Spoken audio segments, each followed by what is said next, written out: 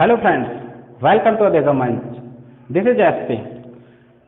Friends, we are present with another new session that is computer. Friends, computer से संबंधित इस class में हम डिस्कस करने वाले हैं यानी कि बहुत ही इंपॉर्टेंट टॉपिक. आज का जो टॉपिक रहेगा वो रहेगा ऑपरेटिंग सिस्टम.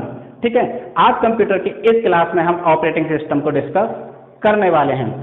ऑपरेटिंग सिस्टम को अच्छी तरह से क्लियरली इजी वे में समझना है तो हमारे इस सेशन को, इस क्लास को लास्ट तक जरूर से देखें. ठीक है, बेसिकली ऑपरेटिंग सिस्टम यानी कि कंप्यूटर से संबंधित जो क्लास है वो दिल्ली पुलिस कांस्टेबल यानी कि दिल्ली पुलिस भर्ती परीक्षा 2020 जो होने वाली है उससे संबंधित हम कंप्यूटर की क्लास करा रहे हैं. तो आइए देखते हैं ये class operating system.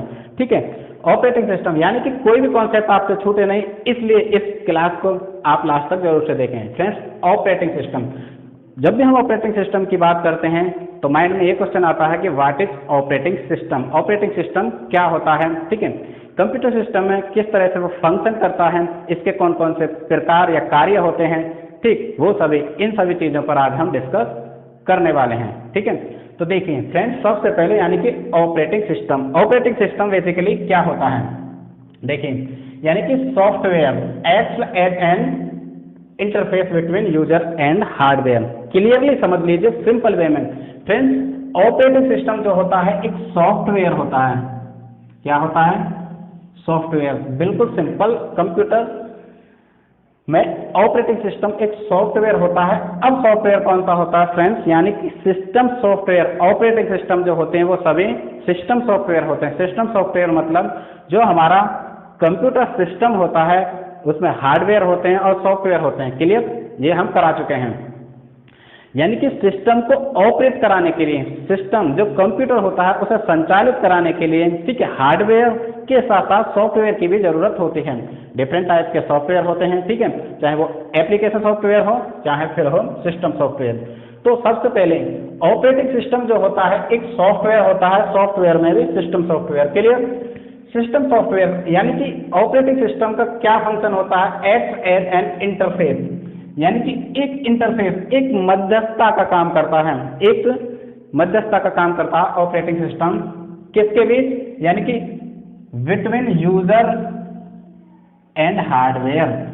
Hardware and user मतलब जो उपयोगकर्ता होता है, जैसे मैं कंप्यूटर यदि ऑपरेट कर रहा हूँ, कंप्यूटर चला रहा हूँ, तो मेरे और जो हार्डवेयर है यानी कि सीपीयू हो गया, मॉनिटर हो गया, ठीक है, कीबोर्ड हो गया, प्रिंटर हो गया, वो सभी मतलब जो भी कंप्यूटर सिस्टम होता है उनके और मेरे यानी कि एक यूजर के बीच मध्यस्थता यानी कि इंटरफेस, एक कुल मिला के लिंक प्रतिस्थापित करता है. ठीक है, उसी को हम ऑपरेटिंग सिस्टम कहते हैं. क्लियरली समझ लीजिए, ऑपरेटिंग सिस्टम ऐसा सिस्टम सॉफ्टवेयर जिसके थ्रू एक यूजर और कंप्यूटर जो हार्डवेयर है उनके बीच एक रिलेशन, एक संबंध, एक इंटरफेस या एक मध्यस्थता प्रतिस्थापित होती है. ठीक है, उसे हम क्या कहते हैं, सिंपल बिल्कुल ऑपरेटिंग सिस्टम. ठीक है, तो ऑपरेटिंग सिस्टम ये हो गया. इसके बाद operating system must have at least one operating, यानी कि किसी भी कंप्यूटर सिस्टम में एक ऑपरेटिंग सिस्टम का होना बहुत ही अति आवश्यक है, यानी कि बहुत जरूरी है. क्यों? टू रन अदर प्रोग्राम्स, क्योंकि कंप्यूटर सिस्टम में, ठीक है, ये तो मैंने बता दिया कि हार्डवेयर के साथ ऑपरेट करता है, यानी कि हार्डवेयर और यूजर के साथ एक प्रतिस्थापना करेगा, मतलब लिंक प्रतिस्थापित करता है. उसके साथ साथ जो सिस्टम सॉफ्टवेयर है एटलीस्ट वन, एक ऑपरेटिंग सिस्टम जरूर होना चाहिए, एक सॉफ्टवेयर होना चाहिए टू रन अदर प्रोग्राम्स. बहुत सारे प्रोग्राम्स होते हैं कंप्यूटर में, बहुत सारे और अदर एप्लीकेशन एंड सॉफ्टवेयर होते हैं, उन सबको रन कराने के लिए, उन सबको संचालित करने के लिए ऑपरेटिंग सिस्टम होना जरूरी होता है. बिकॉज जब भी किसी कंप्यूटर सिस्टम में ऑपरेटिंग सिस्टम नहीं होगा तो वो एक यानी कि डब्बे की तरह काम करेगा, एक निर्जीव वस्तु की तरह काम करेगा. कुल मिला के उसे हम संचालित ऑपरेट नहीं कर सकते. तो क्लियरली और जो अदर एप्लीकेशंस होते हैं उनको चलाने के लिए, उनको रन कराने के लिए, उनको संचालित कराने के लिए किसी भी कंप्यूटर सिस्टम में एटलीस्ट वन ऑपरेटिंग सिस्टम की हमें आवश्यकता होती है. क्लियर फ्रेंड्स, यानी कि सारी के सारे आज कंटेंट मैंने लिखा है वो इंग्लिश में लिखा है. यू डोंट वरी, आपको बिल्कुल भी चिंता करने की जरूरत नहीं है, बिकॉज मैं जो डिस्क्राइब करूंगा हिंदी में करूंगा. ठीक है, आप बिल्कुल क्लियरली समझ पाएंगे. बेसिकली जो कंप्यूटर होता है फ्रेंड्स, सारे के सारे जो कॉन्सेप्ट होते हैं वो इंग्लिश में ही होते हैं. नाम इंग्लिश और हिंदी के सेम होते हैं, इसलिए मैंने यहाँ पे इंग्लिश लिखा है. आप निश्चिंत रहिए। तो यानी कि कंप्यूटर सिस्टम में एक एटलीस्ट वन ऑपरेटिंग सिस्टम की बिल्कुल आवश्यकता होती है, क्योंकि उसके थ्रू हम अदर जो एप्लीकेशंस हैं और बहुत सारे जो एप्लीकेशंस हैं उनको रन करा सकते हैं, एंड जो हार्डवेयर हैं उनके साथ मतलब उनको ऑपरेट कर सकते हैं। क्लियर? ये दूसरा पॉइंट। अब हम बात करते हैं थर्ड पॉइंट, यानी कि सिस्टम सॉफ्टवेयर। हाँ, ये मैंने बात की कि जो ऑपरेटिंग सिस्टम है एक सिस्टम सॉफ्टवेयर है, क्योंकि सिस्टम सॉफ्टवेयर यानी कि कंप्यूटर सिस्टम को ऑपरेट कराता है यानी रन कराता है। ठीक, मैनेजेस कंप्यूटर हार्डवेयर, यानी कि कंप्यूटर जो हार्डवेयर होते हैं, ठीक है, मॉनिटर हो गया, सीपीयू हो गया, कीबोर्ड हो गया, माउस हो गया, प्रिंटर हो गया, और बहुत सारे जो हार्डवेयर होते हैं उन सबको मैनेज करने का काम कौन करता है भाई? ये सिस्टम सॉफ्टवेयर यानी कि ऑपरेटिंग सिस्टम। क्लियरली समझ लीजिए, जो ऑपरेटिंग सिस्टम है वो यानी कि कंप्यूटर हार्डवेयर है उनको मैनेज करता है। ठीक है, जो भी हम निर्देश या इंफॉर्मेशन देते हैं, इंस्ट्रक्शन देते हैं, जैसे हम इनपुट कहते हैं, इनपुट देते हैं कंप्यूटर में, तो ये ऑपरेटिंग सिस्टम का ही काम होता है कि वो हमसे वार्तालाप, एक यूजर जो कंप्यूटर में प्रयोग करता होता है उससे इंटरेक्शन कर पाता है, लेकिन वो इन चीज़ों को सबको छिपा लेता है, क्योंकि हमसे वो इंटरेक्शन जब करता है तो हमें कोई जवाब थोड़ी देता है। ठीक है, उन सब हमारे सभी निर्देशों को कोई भी कमांड देते हैं जब हम, तो उस कमांड को अपनी एक लैंग्वेज में, ठीक है, कंप्यूटर जो और एप्लीकेशंस होते हैं उनमें प्रेषित करता है। उसके साथ साथ हमें जो जवाब देता है वो देता है फ्रेंड्स आउटपुट के थ्रू। क्या? आउटपुट। ठीक है, तो ये जो फंक्शन हो गया ये सब हो गया ऑपरेटिंग सिस्टम का। क्लियर?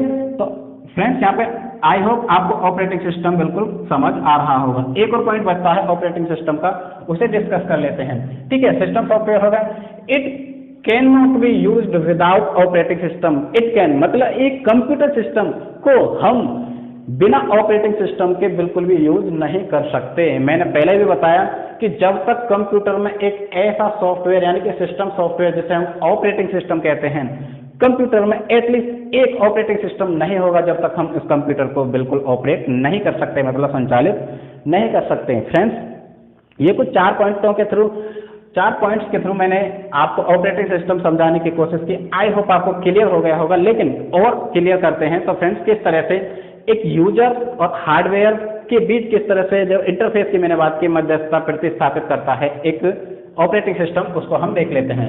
ठीक है, तो सबसे पहले हम देख पा रहे हैं जैसे यूजर, हम एक यूजर हैं, कोई भी एक यूजर कंप्यूटर ऑपरेट करना चाहता है, कंप्यूटर चलाना चाहता है, तो उसका संबंध यानी कि कंप्यूटर में हम देखेंगे बहुत सारे और अदर एप्लीकेशन है। क्लियर? ठीक है, तो ऑपरेटिंग सिस्टम ये रहा हमारा। ऑपरेटिंग सिस्टम का क्या फंक्शन रहेगा कि हार्डवेयर को मैनेज करें, ठीक है, हार्डवेयर के साथ कम्युनिकेट करें, ये ऑपरेटिंग सिस्टम का काम होता है। हम नहीं कहेंगे, हम कीबोर्ड पे ये नहीं कहेंगे कि भाई इसमें ये वाला सॉन्ग प्ले कर दें, ठीक है, हमने टाइप कर दिया, ठीक, या फिर हमने माइक के थ्रू उसमें बोल दिया कि ये इस तरह से, जैसे हम आर्टिफिशियल इंटेलिजेंस की बात करते हैं, तो ऑपरेटिंग सिस्टम का जो फंक्शन होगा वो उस लैंग्वेज को ट्रांसलेट करते हैं यानी मशीनी लैंग्वेज में, ठीक है, एप्लीकेशंस के थ्रू, यानी कि इन जो हार्डवेयर हैं इनको संचालित कर पाएगा, इनको रन करा पाएगा।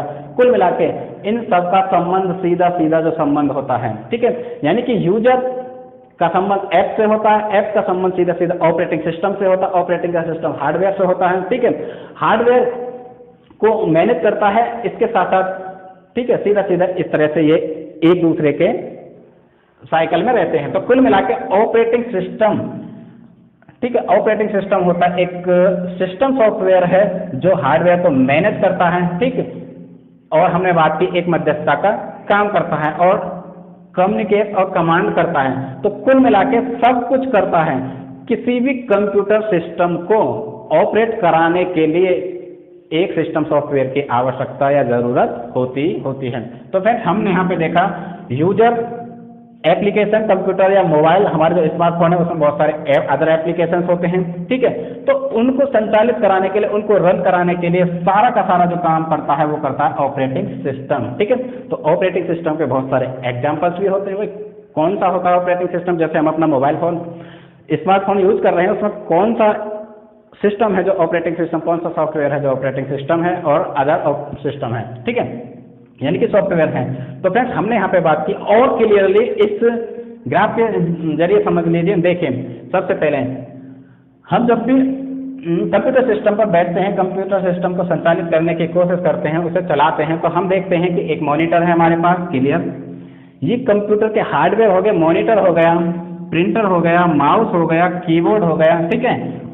उसमें यदि हम सॉफ्टवेयर की बात करें और अलग जो सॉफ्टवेयर हो गए, क्लियर, समझ पा रहे हैं ना आप। जो और सॉफ्टवेयर हो गए यानी कि बहुत सारे ऐप्स होते हैं किसी भी कंप्यूटर सिस्टम में, और हमारे हार्ड ड्राइव हो गई। तो हार्ड ड्राइव यानी कि जो हार्डवेयर हो गए कंप्यूटर सिस्टम के, उनके साथ और अदर जो एप्लीकेशन है उनके साथ कम्युनिकेट करता है, उनको मैनेज करता है, उनको ऑपरेट करता है, उनको संचालित करता है, उनको लैंग्वेज प्रदान करता है।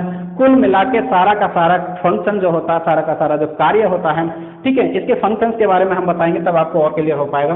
तो ये जो करता है सब कुछ मैनेज क्या करता है भाई, ऑपरेटिंग सिस्टम, यानी कि एक सिस्टम सॉफ्टवेयर जो इन सबको मैनेज करता है, इन सबको कम्युनिकेट करता है, इन सबको कमांड कराता है, क्योंकि एक यूजर ने कमांड दी, ठीक है, तो ये सब काम ऑपरेटिंग सिस्टम का होता है, ठीक है। यहाँ पे कोई भी एक यूजर है, यूजर इन सबको कमांड देता है, ठीक। कमांड के साथ साथ जो आउटपुट निकल कर आता है, ठीक, वो लैंग्वेज को एडॉप्ट करता है, अपनी लैंग्वेज में ट्रांसलेट करता है किसी भी कमांड को, एंड उसके बाद वो हमें आउटपुट दे देता है। जो परिणाम, जो रिजल्ट आता है, मतलब हमसे जो वार्तालाप करता है, कुल मिला के कम्युनिकेट करता है, वो आउटपुट में देता है। हमने कुल मिला के कोई भी इनपुट किया यानी कि कमांड की, ठीक। अब ऑपरेटिंग सिस्टम सारे के सारे फंक्शन यानी कि एप्स को ऑपरेट करेगा, चलाएगा, संचालित करेगा। इसके साथ साथ हार्ड यानी कि हार्डवेयर है उनको संचालित करेगा, उनको मैनेज करेगा, उनके साथ लैंग्वेज के साथ कम्युनिकेट करेगा, अपनी यानी कि मशीन लैंग्वेज जैसे हम बोलते हैं, ठीक है। हमने कोई भी कमांड दी, जैसे हम चाहते हैं कि वीडियो प्ले करना चाहते हैं कंप्यूटर में, ठीक है, तो ऑपरेटिंग सिस्टम उसे समझेगा, अपनी लैंग्वेज में ट्रांसलेट करेगा, एंड इसके बाद इन सबको मैनेज करेगा। क्लियरली आप समझ पा रहे होंगे, ठीक है। उसके बाद जो हमसे वार्तालाप करेगा, सिंपली कह सकते हैं कि हमसे जो कम्युनिकेट करेगा, कुल मिला के जो आउटपुट निकल कर आएगा वो हमसे बात कर रहा है, ठीक है। तो ये कम्युनिकेट हो गया, मतलब हमारे कमांड को एक रिजल्ट में दे देता है। आई होप ऑपरेटिंग सिस्टम आपको क्लियर हो पाया होगा, ठीक है, यहाँ से बिल्कुल क्लियर हो गया होगा। यदि अभी भी कोई कंफ्यूजन, कोई डाउट बचता है तो कमेंट बॉक्स में आप हमें बता सकते हैं, ठीक है। ये रही ऑपरेटिंग सिस्टम की बात। अब नेक्स्ट देख लेते हैं यानी कि कॉमन एग्जांपल्स को, ऑपरेटिंग सिस्टम के कुछ कॉमन एग्जांपल्स जो हम अपने स्मार्टफोन के साथ साथ जो पीसी यानी कि पर्सनल कंप्यूटर में उनको यूज करते हैं, ठीक है। तो कुछ कॉमन एग्जांपल्स हैं। सबसे पहले फ्रेंड्स यहाँ पे देखिए जो ऑपरेटिंग सिस्टम के एग्जांपल हैं, ये रहा MS विंडोज। विंडोज का आप नाम सुना होगा, क्योंकि जब भी हम कंप्यूटर लेते हैं तो उसमें आप देखते हैं कि डिफरेंट विंडोज डालते हैं, ठीक है, यानी कि उसे हम सिस्टम सॉफ्टवेयर यानी कि ऑपरेटिंग सिस्टम कहते हैं, ठीक है। क्योंकि उसके बिना, उससे पहले यदि हमारे कंप्यूटर में, ऐसा सुना होगा कि कंप्यूटर में विंडो नष्ट हो गई या खराब हो गई किसी तरह से, तो नई विंडो डलेगी, ठीक है। तो जो विंडो है वो ही तो हमारा ऑपरेटिंग सिस्टम है, यानी कि सिस्टम सॉफ्टवेयर है, वही तो संचालित करेगा। विंडो के बिना कोई भी कंप्यूटर सिस्टम बिल्कुल खाली डब्बा, मतलब एक खाली डब्बा की तरह होता है, क्लियर। तो ये रही एक बात।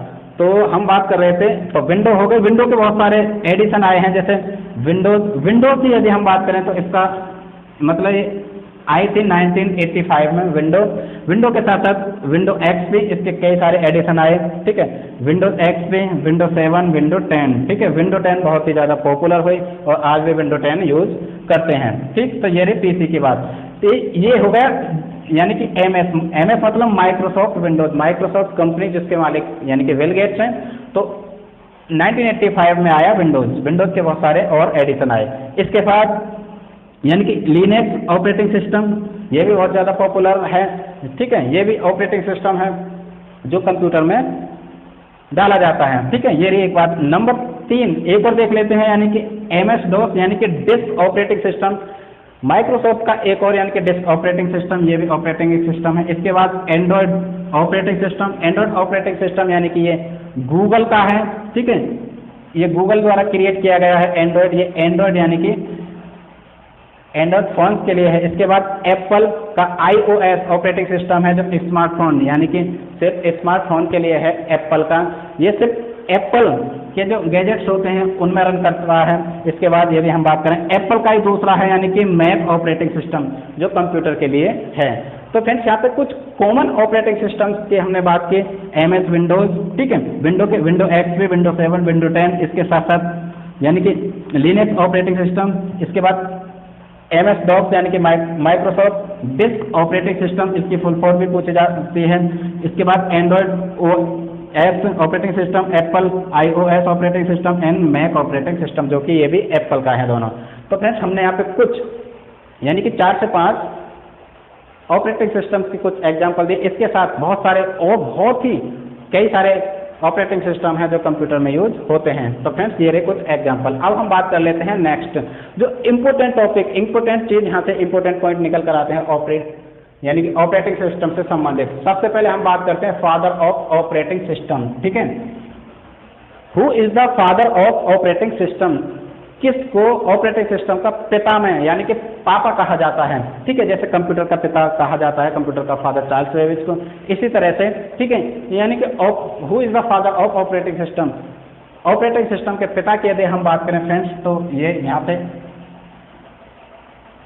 गैरी किल्डल, यानी कि गैरी किल्डल नाम के एक व्यक्ति, ये अमेरिकन कंप्यूटर साइंटिस्ट थे, इनको फादर ऑफ ऑपरेटिंग सिस्टम कहा जाता है। कौन, दोबारा से देख लीजिए, गैरी किल्डल।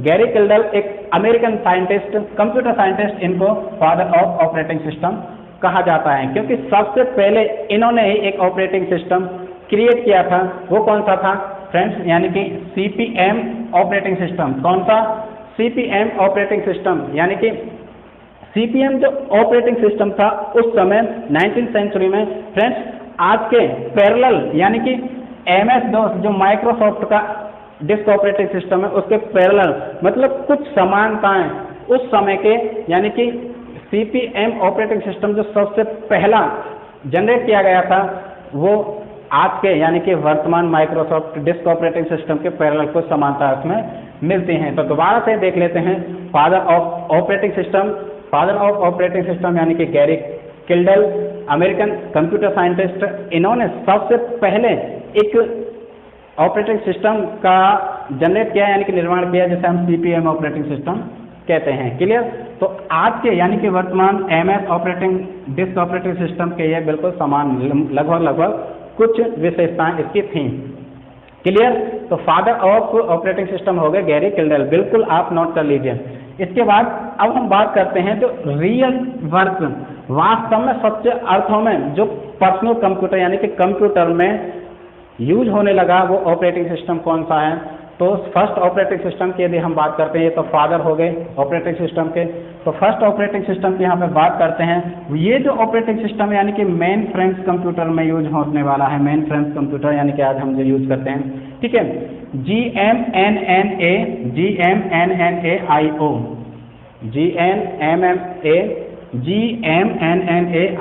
जो कि 1956 में आया था। कौन, किसमें भाई, 1956 में।